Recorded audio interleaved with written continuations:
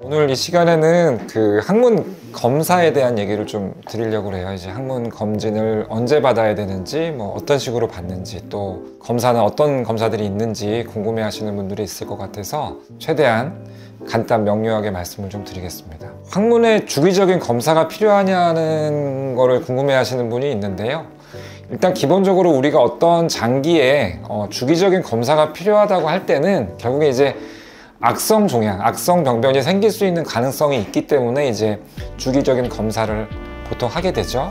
근데 이제 항문도 암이 생길 수 있습니다. 항문암이 있는데 보통 이제 항문암은 우리가 대장암, 직장암이랑 같은 그 카테고리 안에 들기 때문에 그런 경우에는 이제 대장 내시경이라는 검사가 중요한 그 대장암을 조기에 발견하고 하는 검사이기 때문에 이 항문에 대한 주기적인 검사가 필요하다는 개념은 이제 대장 내시경을 주기적으로 받아야 된다, 그렇게 이해하시면 될 것 같고요.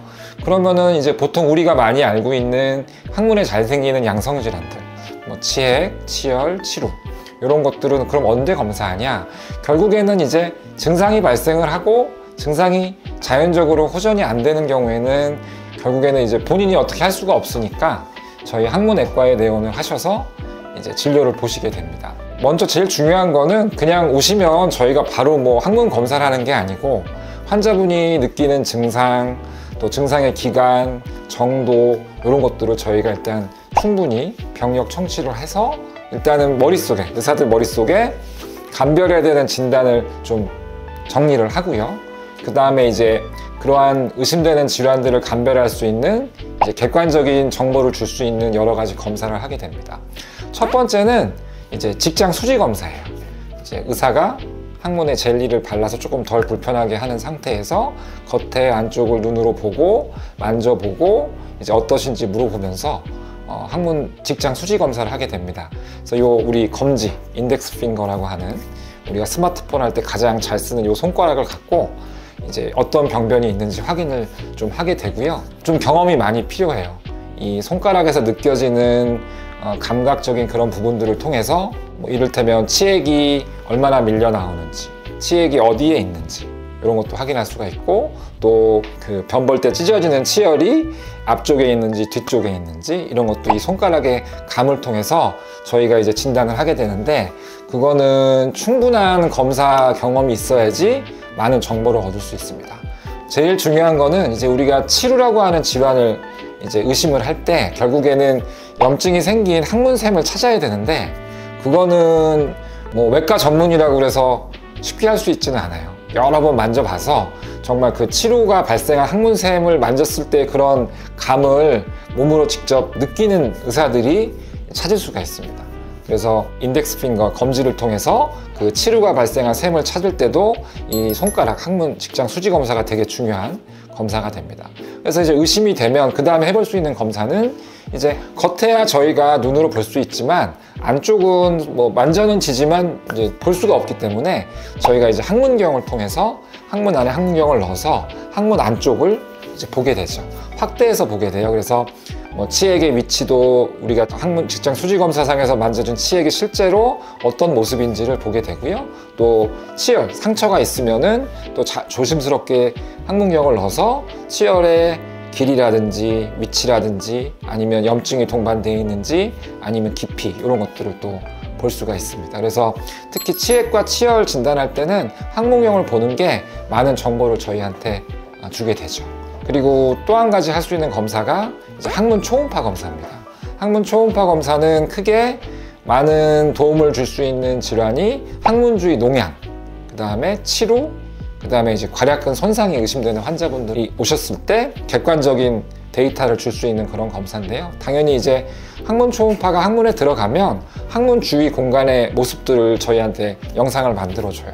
그래서 농양이 있으면 이제 무명의 까만 고름집이 보이게 되죠. 그래서 고름의 사이즈, 고름의 위치를 저희가 보고 이제 수술할 때 우리가 어디를 째야지 상처를 최대한 줄이면서 수술을 빨리 할 수 있겠구나, 그렇게 판단을 좀 하고요. 치료 같은 경우도 저희가 이제 의심되는 부분을 손가락으로 만지고 실제로 초음파해서 그 치료가 나가는 치료관의 단면이 어디서 시작이 돼서 어느 쪽으로 나가는지, 그리고 동반되어 있는 농양이 있는지, 그리고 또 숨어있는 다른 치료라든지 또 위로 올라가는 고위 치료가 보이는지 이제 그런 정보를 얻을 수 있는 좋은 검사라고 할 수 있고요.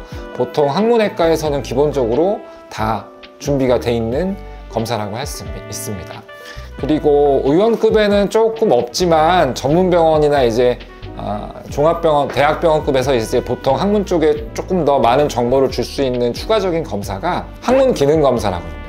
항문 괄약근 압을 이제 수치화시켜서 저희가 이제 체크하는 그런 항문 기능 검사, 마노메트리라고 보통 얘기를 하는데, 이제 그거는 저희가 직장 수지 검사를 했을 때 환자분의 항문의 이완기압, 수축기압을 이제 느꼈을 때 약하다, 좀 항진돼 있다, 정상이다를 느꼈을 때 그걸 좀 객관적인 수치로 정보를 얻고 싶을 때 보통은 이제 항문 기능 검사를 시행을 해서 수치한 내용을 보고 좀 더 정확하게 평가를 좀 하고요.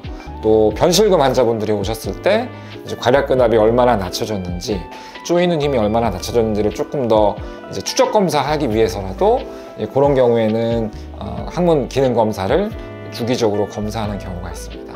그리고 또 한 가지 해볼 수 있는 검사가 이제 MRI 검사인데요. 항문 초음파의 단점이 뭐냐면은 길이 잘 보이기는 하는데 좀 깊은 쪽, 직장 쪽까지 올라가 있는 그런 복잡한 치료는 초음파에서 해상도상으로 잘 안 보일 수가 있어요.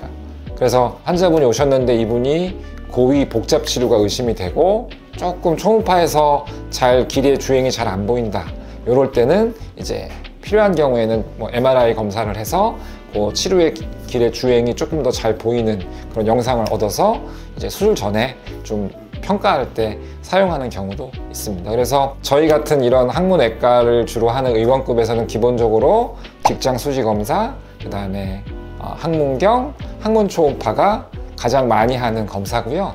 중요한 거는 검사 하나만 갖고서 평가하는 게 아니고요. 제일 중요한 거는 그 경험이 많은 항문외과 전문의의 이 손가락에서 얻어지는 정보를 갖고 이제 추가적인 검사를 해서 이제 조금 더 정확한 진단을 하는 것이 목표라고 할 수 있겠습니다.